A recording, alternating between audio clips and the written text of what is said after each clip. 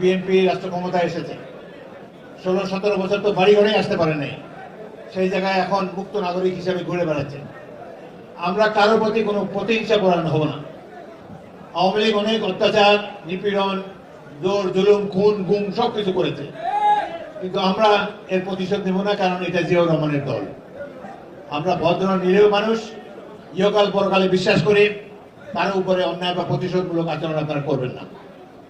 এই দেশে হিন্দু সম্প্রদায় বসবাস করে, তাদের উপরে যদি কেউ জুলুম করে আপনারা সবাই মিলে তার প্রতিরোধ করবেন। তাদেরকে আমি নির্বাচনের সময় ওয়াদা দিয়েছি, আপনাদের উপর আর কেউ কোনো অত্যাচার করতে পারবে না।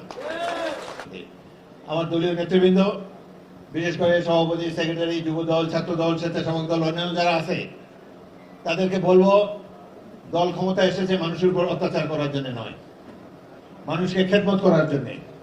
শহীদ রাষ্ট্রপতি জিয়াউর রহমান যেভাবে জীবন কাটিয়ে গিয়েছেন, যেভাবে রাষ্ট্র পরিচালনা করেছেন, তাকে অনুসরণ করে সৎ মানুষের দল হিসাবে বিএনপি বেঁচে থাকবে, এটাই আপনাদের সকলের কাছে কামনা রইল।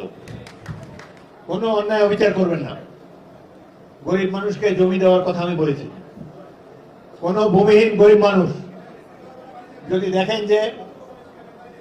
দেখেন যে আপনাকে কেউ জমি থেকে উৎখাত করে দিচ্ছে, কেউ আপনার কাছে অন্যায়ভাবে টাকা দাবি করছে, চাঁদাবাজি করছে, পুলিশকে জানাবেন। পুলিশ ব্যবস্থা না নিলে আমাকে জানাবেন। যত ব্যস্তই থাকি, চাঁদাবাজি কাউকে করতে দেবো না লালমোহনে এবং তজমকে। সুতরাং আপনাদেরও দায়িত্ব আছে, যারা রাজনীতি করেন ভালোভাবে জীবনাচরণ করেন।